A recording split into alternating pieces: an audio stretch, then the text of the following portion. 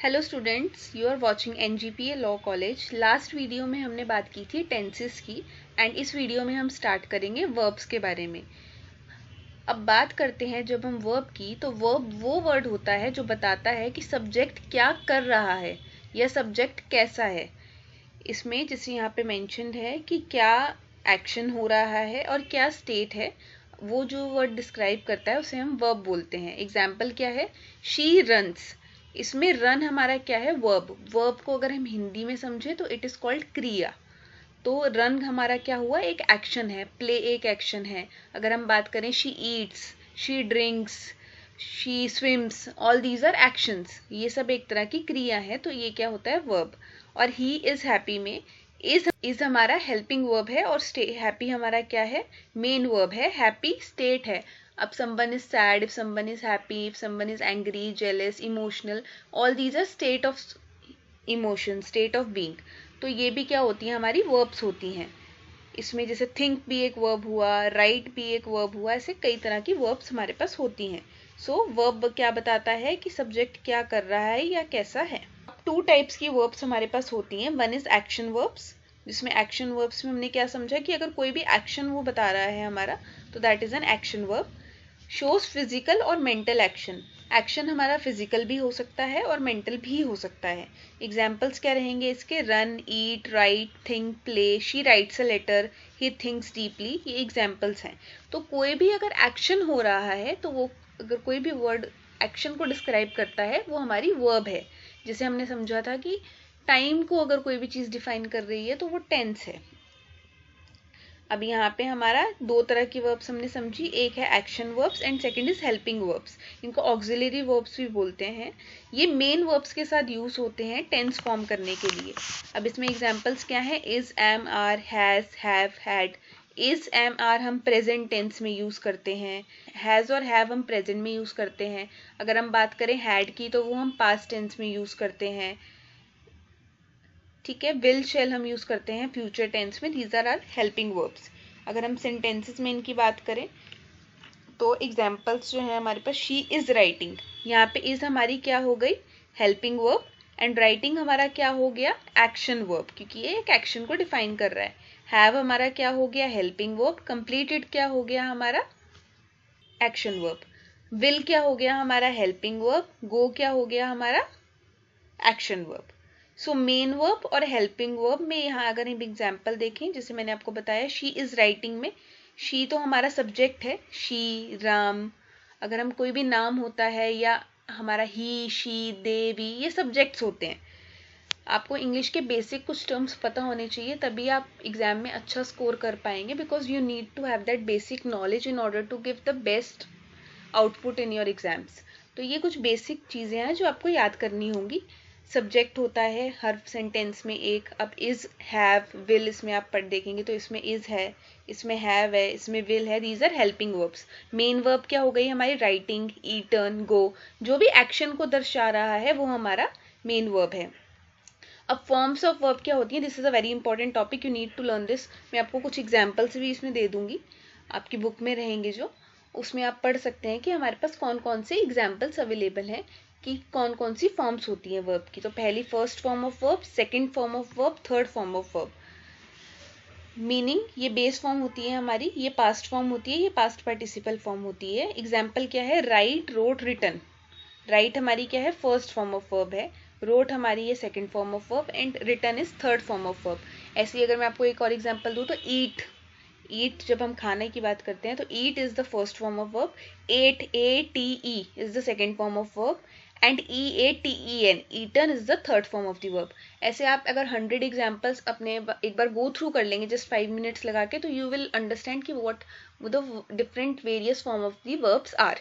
तो आपको वर्ब के बेसिक फॉर्म्स याद होने चाहिए, because that is very much necessary for the sentence formation. अब हम बात करेंगे रेगुलर वर्सेस इरेगुलर वर्ब्स की।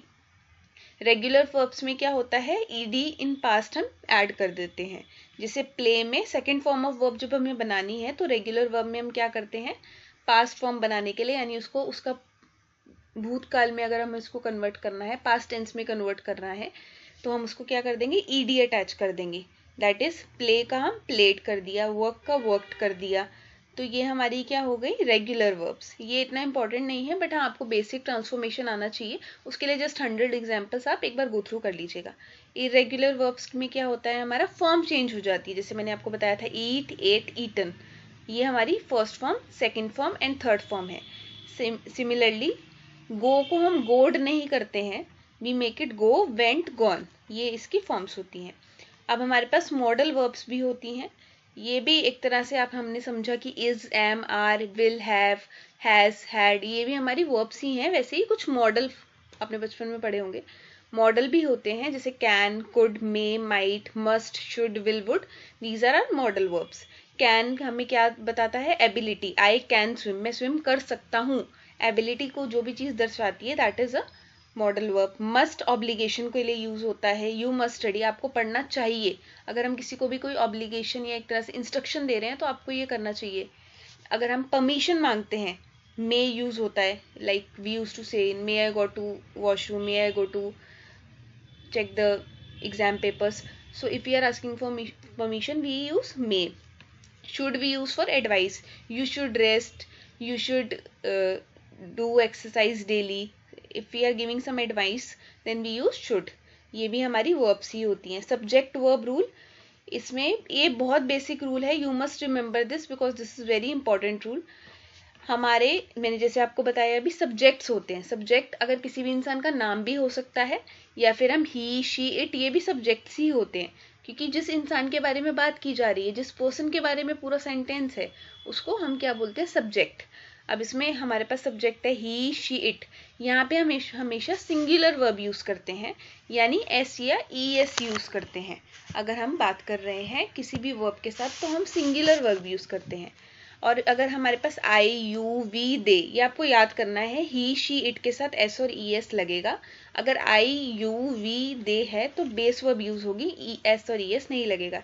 इसका एग्जाम्पल क्या है, he plays, he play is not the right word to use. If I write here he play, तो ये राइट फॉर्म नहीं है, this is a mistake. So आपको क्या याद रखना है, ही, शी और इट के साथ आपका एस या ई एस लगेगा। So he plays, she writes, it works. And अगर हम यूज कर रहे हैं सब्जेक्ट हमारा आई, यू, वी या दे है, इन चारों में से एक, तो आपको एस या ई एस नहीं यूज करना है। बिकॉज अगर if I right I place, तो आपको पढ़ के भी समझ में आ रहा होगा कि ये सेंटेंस सही नहीं है, सेंटेंस फॉर्मेशन में गलती है, तो आपको ये चीज अवॉइड करनी है। This is a very basic rule. आपको याद करना है कि ही, शी और इट के साथ एस और ई एस लगेगा, बाकी सबके साथ नहीं लगेगा। So you have to just remember the he, she, it rule. जैसे यहाँ पे मैंने लिखा भी है, ही, शी, इट वर्ब में एस लगता है, एस या ई एस, ठीक है। बाकी सबके साथ वर्ब सिंपल रहता है।